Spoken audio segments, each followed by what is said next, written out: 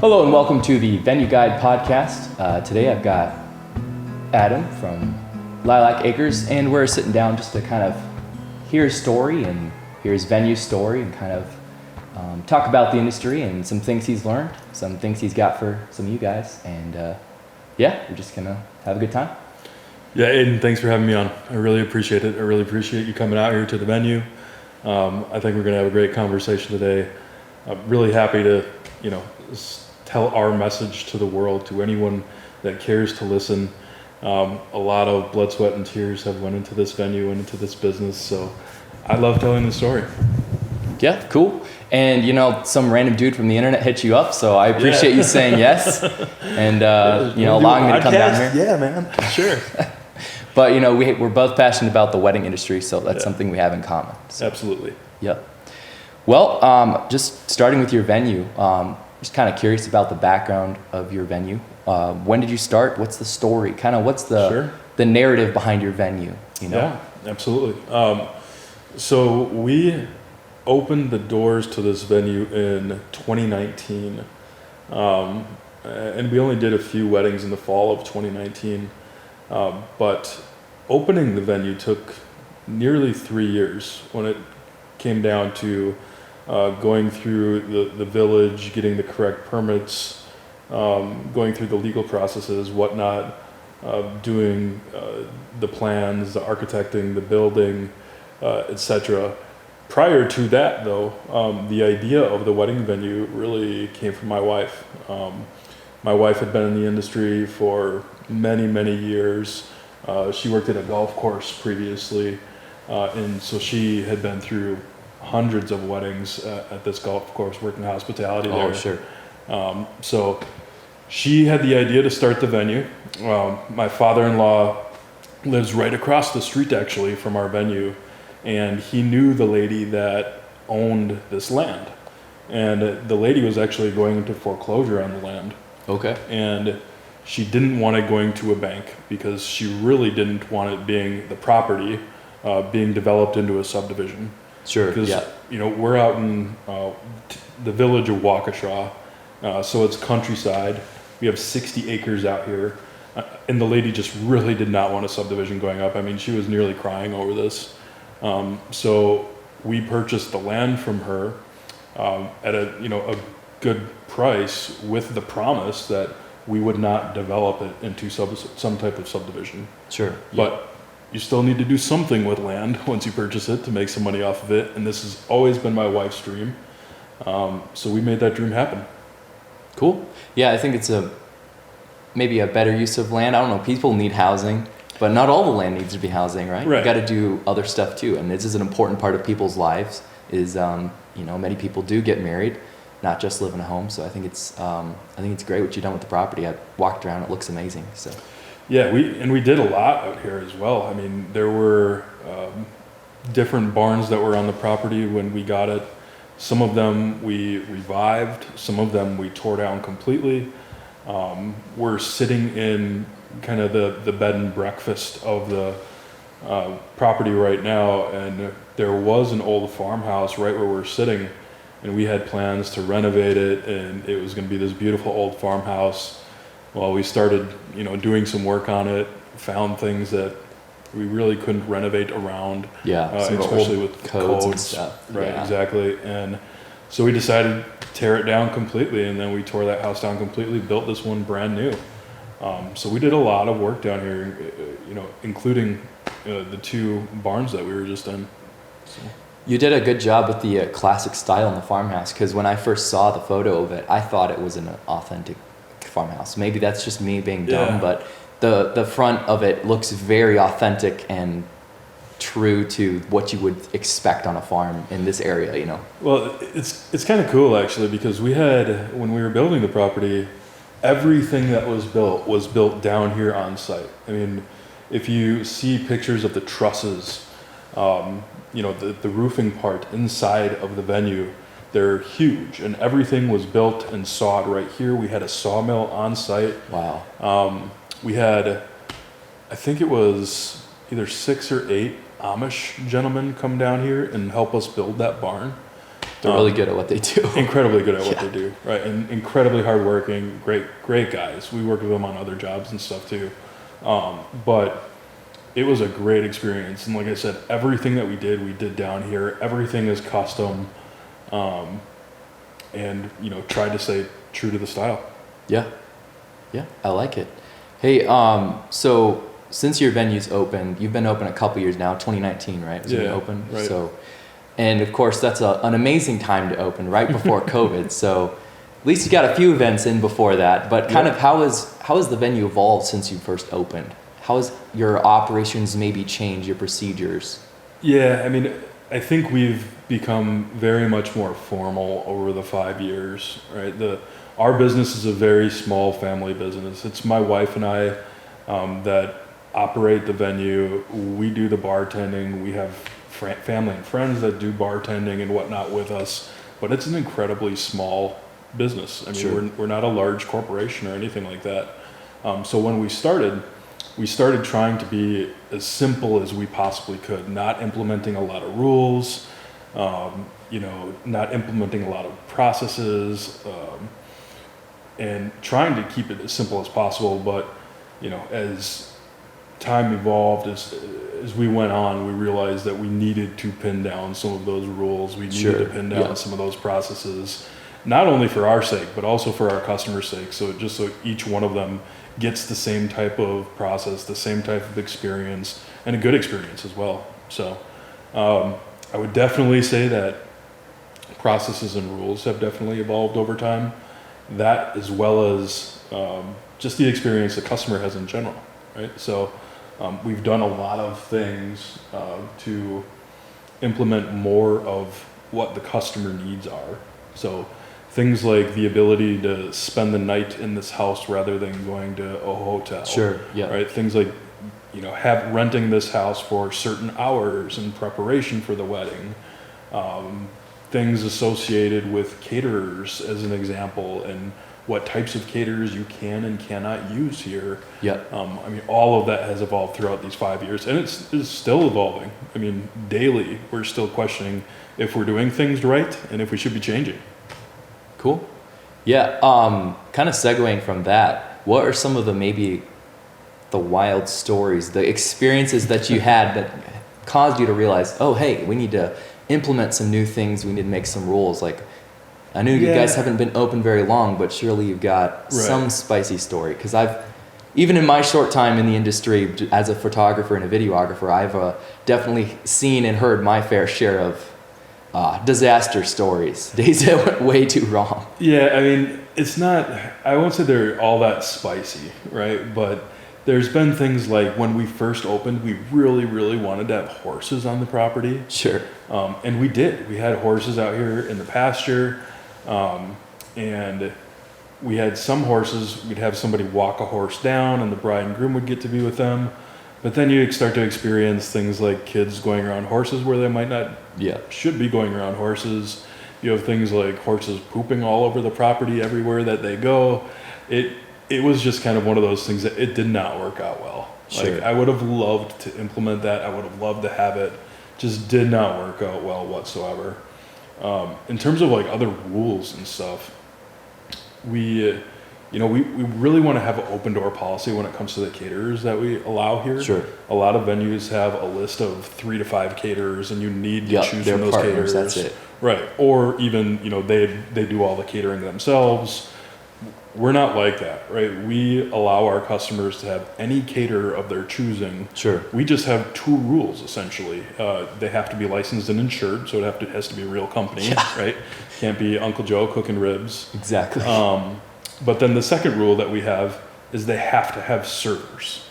And that's a difficult rule for allowing people to choose any catering service, because there are a lot of people out there that still want to do almost drop and go catering, right? Where they ask the question of like, well, can I have Qdoba come in and set up a buffet and, that's my wedding meal, or, XX other number company, right? But we've learned that drop and go catering is not good in terms of an experience for our customers, nor for our venue. I mean, we don't provide a a crew to clean up things and throw things away, and then Yeah. it looks trashy. People are wondering who's supposed to be cleaning it up. It's just not a good customer experience. And I mean, that's why we've had to implement those rules. And, you know, we're nearly getting to the point even where we're gonna dwindle down a list and say, hey, we'd really like you to choose from these 10 or 15 caterers. We just don't want to do that Yeah, because that's understandable. we want to be as open as possible to our customers, allow them to have the experience they want to have. So, but some rules need to be enforced. I would imagine also at the caterers, the drop and go caterers, that you would have issues with, you know, some people might not know what temperatures it should be kept at, or maybe the food can get contaminated when it's being put out on the tables, just stuff like that, because not everyone's going to be trained and understand those proper procedures. Absolutely. Yeah. Absolutely. There's that. And then, you know, even things like who takes care of it? Is it your aunt and uncle that are going to be refilling the buffet line when something runs out? Right? Yeah. I mean, it's just somewhat disastrous. So unfortunately, we did have to put an end to that. But now that we've kind of, you know, have our ground rules, things have been working really, really well for the last, you know, year and a half that we've really implemented that, 2 years. Sure. So, What are some innovative practices or technologies that you've implemented, kind of that have helped you guys out in just your systems and processes, or even to stay more competitive as a venue? yeah, I mean, from a technology standpoint, we were talking about this a little bit prior to the podcast, but one of the things that we implemented is a customer relationship management, a CRM system. It's called Triple Seat software that we use, that we absolutely love. And we use it from everything from lead intakes and the forms that are on our websites. Sure. Where you fill them out. All of that information goes directly into our customer relationship management system.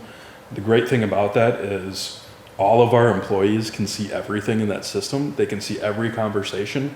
They can see every email sent between us and a customer in there. Everything is logged. There's something within that system called the banquet event order, which has all the details of the wedding, again, which all the employees can see. And then that system also has an online portal for our customers, where our customers get to go in and see all the exact same information. They can see all the discussions. They can see current invoices. They can see their current banquet event order with all the details. They can chat with us.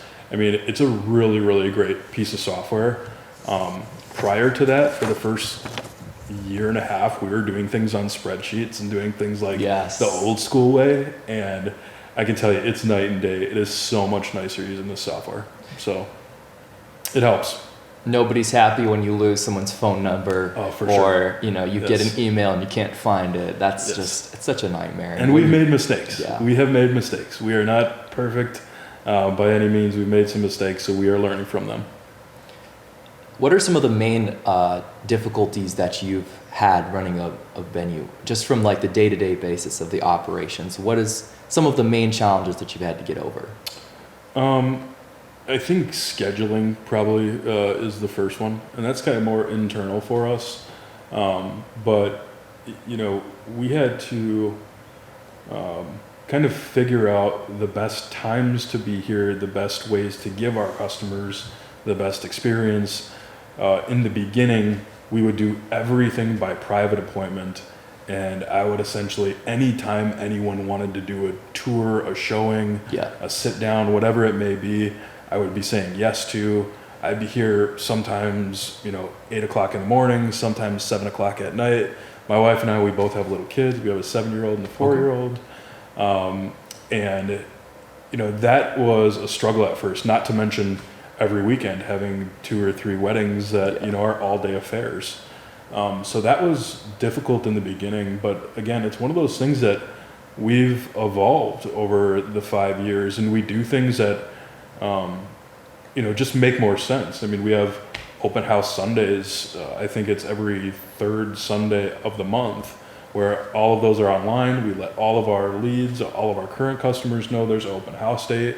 And on those Sundays, we have anywhere from 30 to 70 people visiting on a Sunday. Has made our schedule so much better internally. So,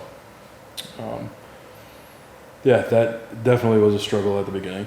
So do you guys do toured appointments if people want them, and the open house, or okay. We do. So our tours are all still private tours at times that we work out with our leads, with our customers.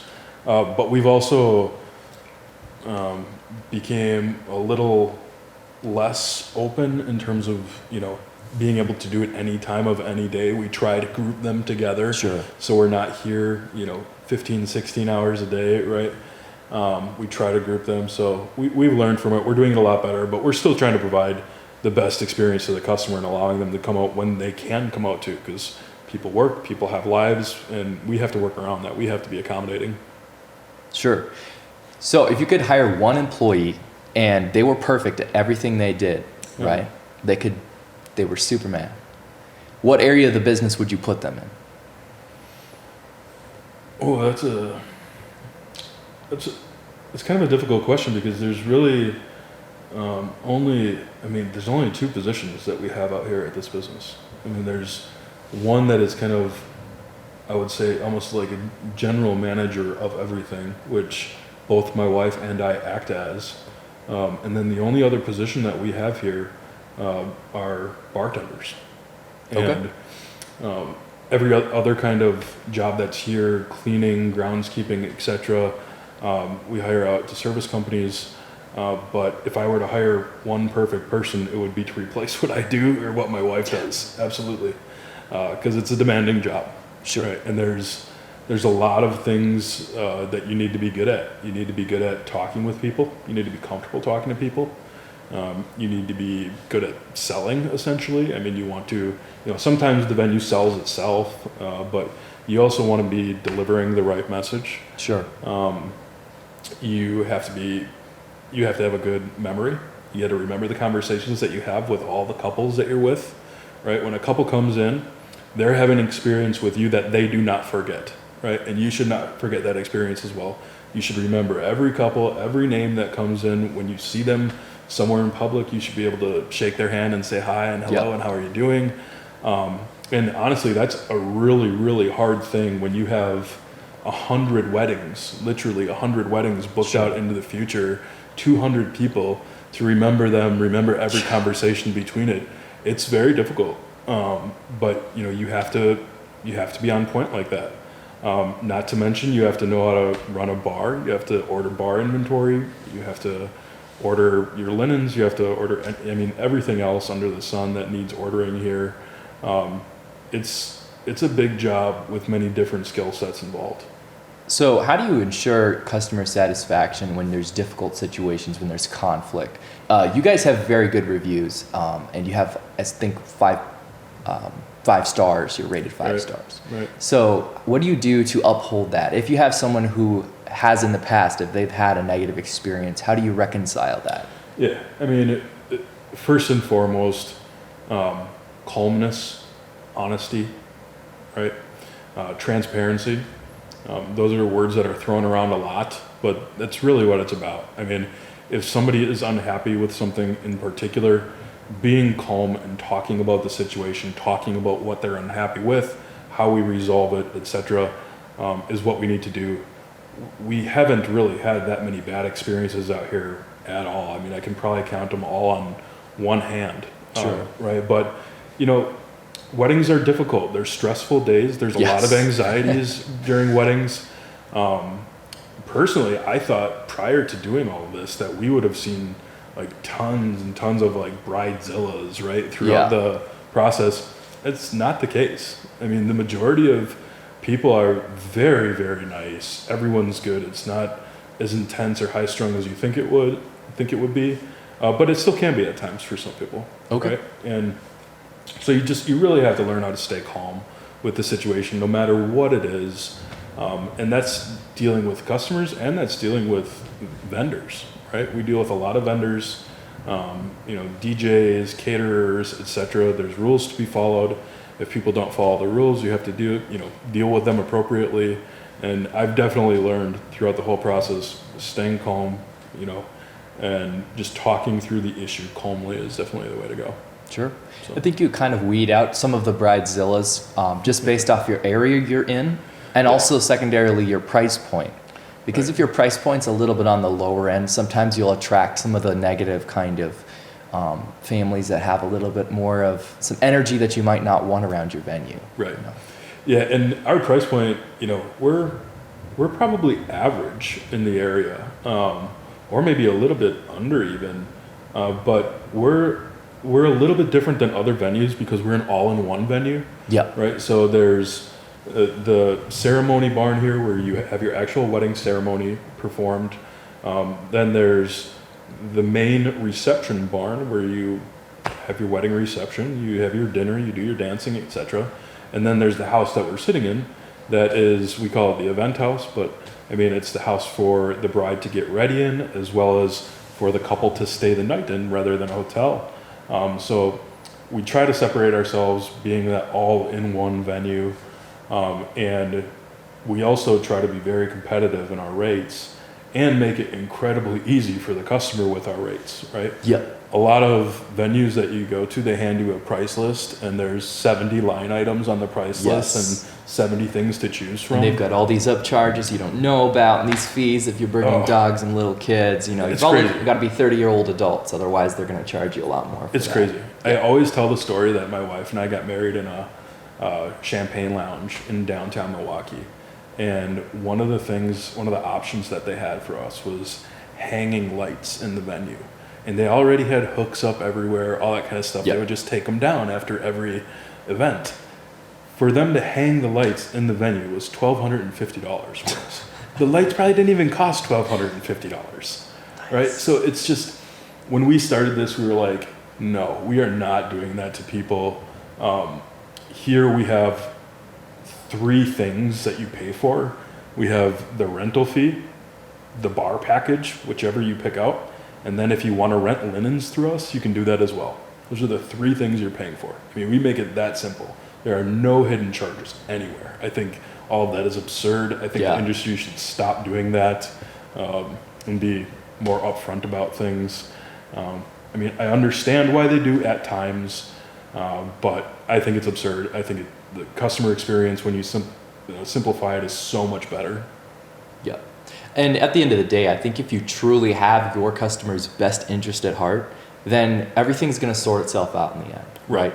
If your customer knows, hey, they're not just trying to get money out of me, they're running a business, but they also want to make my day better, and they want me to have a good experience, then I think even if there's a misunderstanding or something goes wrong, in the end, it's going to resolve itself. Yeah, absolutely. And when you have a good relationship with your customers, those things resolve themselves somewhat naturally through the relationship as well. Yeah. Right? If they make a mistake on something, if we make a mistake on something, those things can be resolved, and it's almost as if we're friends, just sitting down, right? Yeah.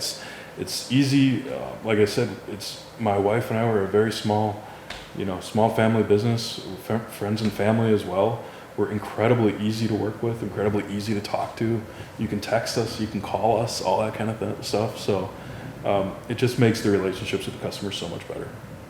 Going into some of your marketing strategies, what would you say is your venue's overall kind of method, philosophy? Yeah, I mean, we do a lot in terms of marketing, but the best thing that we do in marketing is just word of mouth and the experience with the customer. I mean, I know I keep going back to this, but that's really the best marketing philosophy that you could have. Absolutely. I mean, other than that, we do a lot of the digital marketing. We market on the Wedding Wire, we market on the Knot, we do Instagram, we do Facebook, sometimes we do Facebook ads, etc. But really, when it comes down to it, the majority of our customers are coming out here saying, I attended a wedding here last year for a friend, or I heard about you through XYZ, or whatever it may be. So honestly, the experience and the word of mouth is the best marketing that there is. Absolutely, I would completely agree on that. So you would say you get most of your leads from word of mouth, or would it be other sources? It's really hard to tell. I mean, we were talking about this a little bit prior to even taping this podcast, but it's really hard to tell where leads come in from. And I know there's a lot of good ways digitally to try to find out. I have a tech background, right? So I know of those ways and know how to analyze where traffic is coming from online and whatnot. But we get a lot of leads from the Knot. We get a lot of leads from Wedding Wire. We get a lot of leads directly from our website. And then we get a lot of interaction on social media. So it's very, very hard to understand exactly where your leads are coming from. You know, I was saying earlier, someone might find us and see our venue on the Knot, right? But then they might jump to our website, and then they fill out a form on our website. And even when we ask somebody, well, how'd you hear about us? They say, oh, I went to your website. Well, in reality, the first thing they did was they saw us on the Knot. Sure. Right. Yep. So it's very hard to tell where your leads come from, but that's why you need to ensure that you're diversifying, I'll say, your marketing portfolio. Yeah, and you can track digitally to a point, but at the end of the day, you know, the best is probably just going to be to ask them. Right. That is the best thing to do. I mean, a policy or procedure we don't have implemented, which we probably should, is every time we do a tour, the first question being, how did you hear about us? I mean, we do that sometimes, but not enough. We should be doing that more often. I like that idea. Yeah. What is the process that you guys have for following up with couples? I know you mentioned the CRM, so I'm assuming you have some kind of procedure there where you're going to call them, text them, something like that, right? I mean, our process is pretty simple. We don't advertise or put everything online, like our entire information, rules, pricing, all that kind of stuff. We don't put all of that online, just downloadable and clickable. So someone reaches out to us via our website or one of the companies that I was referring to earlier, like the Knot and Wedding Wire. And then within a 24-hour period, that's kind of our rule internally, within the 24-hour period, we're getting back to them with a very simple message of, hey, thanks for, checking us out. Attached is our packet of information. It includes all of our pricing. Here's a link to our calendar online. You can see all of the dates that are available. Let us know if you'd like to talk or do a show or do a tour, I should say. So it's a super simple process. It's almost a template at this point. But again, we just try to, with every lead, with every customer that comes in, respond within that 24-hour period, because that's very, very important. I mean, follow-up is incredibly important, and customers deserve responses quickly. And I'm sure with your tech background, you understand the follow-up game and how it's very essential. You can have people fall off pretty quickly if you know. Very quickly. Yes. Very quickly. I mean, anyone in the marketing industry will tell you that response time is critical, and even try to get it down within hours. To get somebody, because there's still a lot of times where people call and ask for a tour, and we set up a tour, and they want to set the date for the tour to be a week after we talk. And by the time the date comes up for their tour, they're calling us and saying, we already found a venue. And it's like, oh, we didn't even get a chance, because that's just how it goes. So the faster that you can do everything, the faster that you can respond, the faster that you can get a tour, the better chance that you'll have in showing your customer what's available. Yeah, it's fresh in their mind, or more likely to, people are usually evaluating multiple venues at once. Right. From what I've seen. Do you guys ever feel like you have a fall off and someone initially reaches out to you and they're just kind of spamming out messages, and then it's hard to get a hold of them again, or maybe you can't get back to them as quick as they wanted, and then they're just going to move on? Do you ever feel like you have that situation? I mean, that's 60% of leads, 70% of leads, right? So, in any given month, we probably have, I would say, 100 to 150 people reaching out to us. But again, people are just kind of fishing in the market, so to say, right? Where they want to see if you're responding. They're just sending a message. Maybe they're not really even looking to get married for a couple more years. We don't really know the reasons, right? But there's a ton of people that are, ask for information. We provide the information, and then we don't hear from them again. And that's okay, because there are also a lot of people that are getting married and want to get married and move forward with the process. So we have no problem in terms of booking weddings out here and filling our dates and et cetera. So we don't worry about that. Not too worried about it. No. All right, this is the fun one. So if we could be honest with each other, would you say that you ever work with couples that you prefer not to? Oh, absolutely. Okay. Yeah, absolutely. There have been a handful of couples that are very hard to work with, whether it be reaching them, whether it be their style of communication. That's probably one of the toughest ones. There's some people that just have like the exact opposite style of communication from me. Sure. It may be, I said I was a very calm person. It may be that really high strung, or even sometimes just plain rude person, or someone that requires on demand answers for everything. Yes. Right? Those people do exist. They can be hard to work with. We still obviously do work with them. I think they still have great experiences with us in the end, but we absolutely do have people that are difficult to work with. I think every business does. Yeah. I'd be dishonest in saying no, right? Yeah, that's, yes. Yeah, I mean, I'm sure every business, I come from a tech background as well. That business had the same type of people. Everyone has different personalities. Everyone has different stories. Everyone has different backgrounds, where they come from. Maybe they're even just having a bad day, right? But you still have to work through it. You still have to work with them. They're still customers. You still have to give them the best experience, and we try to do that. Okay. Do you guys have any kind of system for pre-qualifying? Do you have a way of sifting through the leads coming in? Do you ever say no to anybody? Maybe you give a tour? Well, yeah. We say no to some types of events. Sure. Right? So not necessarily just a personality. Right. We don't really say no to people in general. We say no to types of events. So we're mainly a wedding facility, but we also do other things. I mean, we do Sure. birthday parties, we do some corporate things, we do funerals, as odd as that sounds. But there's some things that we almost have to say no to, such as anything to do with live bands and performances.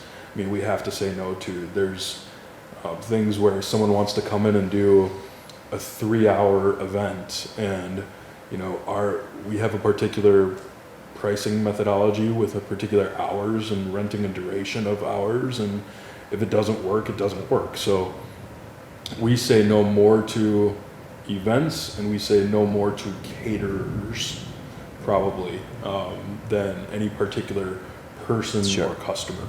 So if you're a Sagittarius, we don't want your money. No, we have nothing like that. Okay. No discrimination on any type in terms of the people that come here. You can be from wherever, whoever, Sagittarius, Pisces, whatever it may be.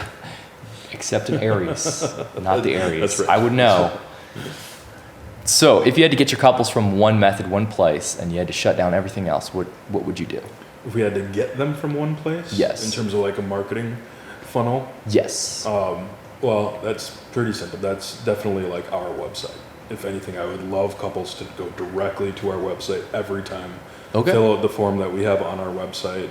We try to do that even with our different marketing methodologies. We try to point everyone to our website to fill out our online form there. And the real reason for that is because when you do that, you automatically go into our CRM system that I was talking about earlier. Yes. So any of the other methods, you don't automatically go there, and there needs to be some manual things going on. But again, that CRM system, I just can't say enough good things about it. The ability to see every discussion, to have an online portal with your customers, etc., is an awesome experience for us and for them. And yeah, I would be incredibly happy if every single lead came directly through our website. Okay. And looking to the future for you guys, are there any services, plans, expansions you guys are thinking about doing that you're willing to share? Yeah, definitely. So in terms of expansion, we have a 150 person capacity here at this venue. So we're rather small, right? And we always wanted to be a small, intimate venue. But one of the things that comes with that territory is it lessens your amount of leads. A lot of people want 200 person weddings. A lot of people want 300 person weddings. Right? Sure. So it limits the number of people coming to us, which again is okay. But we do want to expand just a bit. So a lot of times during our weddings, it can be with 150 people, it can be cozy. What we want to do is expand our building to have a dance floor that's separate from the reception hall itself, but Sure. still connected. So we want to do that. And then I was also sharing with you earlier that my wife has very future plans, we should say, maybe a couple years down the road, 2 or 3. She's a visionary. She's a visionary to put a spa right next to our wedding venue. Okay. Like walkable distance. Nice. So not only couples that stay here and couples that come here, but even other people can come and get, full spa experiences, whether that be massages, facials, the pool, the hot tubs, that sort of thing. So that's a dream coming up that might become a reality in the near future. Is this for our customers or is this for her? Both. She loves the spa. There's nothing wrong with that. Yeah, both. That's awesome. So just kind of wrapping up here as we close, do you have any advice for other wedding venue owners? Maybe people who've been doing things a while, they're kind of maybe a little stuck in their ways and something's wrong, they keep hammering the screw and something's not going, or maybe even newer people who have just opened up maybe post-COVID. Well, one piece of advice is try to keep it as simple as possible with your customers. Try to be as accommodating as possible with your customers, and just, don't kill your customers with fees, right? During COVID, we rescheduled 26 weddings with our current customers. And we did it for free. We didn't charge them a single thing to move their wedding from one year to another year. I heard horror stories during that time of wedding venues charging an arm and a leg just to move a date when people couldn't even actually have a wedding. It was incredibly depressing to hear. We didn't do that. Our customers were incredibly happy with our approach there. And that was keeping it simple and, I hate saying it like this, but just not being greedy about things. Yeah, right? absolutely. We're trying to go for the best experience, not make the most money we absolutely can from our venue. That's not our point of being here, right? The other piece of advice that I'd give to anyone looking to start a wedding venue, because we have so many people that come through and do tours and they say to us, I'd love to do this. This is my dream job. It's not as easy as it seems. It is not as easy as it seems. There's a lot of hours. There's a lot of time spent here. Like I said earlier, a lot of blood, sweat, and tears that goes into it, and a lot of different types of skills. So think twice.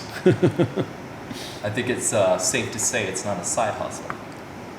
It is not a side hustle. It is not. It is a full-time gig, that's for sure. How do you see the wedding industry evolving in the next couple of years? Yeah, that's a great question. I'm not sure. I would have to think on that a bit. One of the things that we did to somewhat protect ourselves, because we are, for all intents and purposes, a barn-style wedding, right? Sure. You come out here and you see a barn.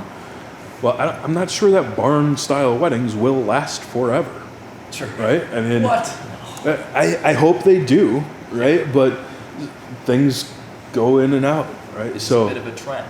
A bit of a trend, but it's been going on for a very long time, and we still have very good leads coming in, so people still like it. And but to protect ourselves from something like that if that trend starts to go away, we built our building in a particular way where we can modify the building to not look like a barn. Sure. So we can pretty easily and inexpensively modify our building to not be a barn, to be a regular style building, just with some simple things. So we've done that. I don't think barn weddings are going anywhere anytime soon. I think there's a lot of people that still like the country style weddings. Yeah. Still like the the ambiance that they get of the 60 acres of property out here in the fields and the trees and the sunsets. Yeah, it's absolutely gorgeous. It's raining right now, but usually absolutely gorgeous, right? But I don't think it's going away anytime soon. I think if anything, we'll see more venues adding on more services like bed and breakfast, and like trying to be the all-in-one venue where you're having your ceremony, you're doing your reception, you're staying overnight all together. But for the time being, at least in the area, we're still pretty unique in terms of one of the only ones that's that all-in-one. All right, so in closing, is there anything else you'd like to share with our listeners? Oh, what else would I like to share? Well, we're always open for tours. Usually you're going to interact more with my wife than you will with me, and she's a lot better at doing this. So that's a good thing that you're interacting with her. But we love giving tours. We love having open houses. We love telling our story. We love showing off the buildings because we put so much work into doing all this.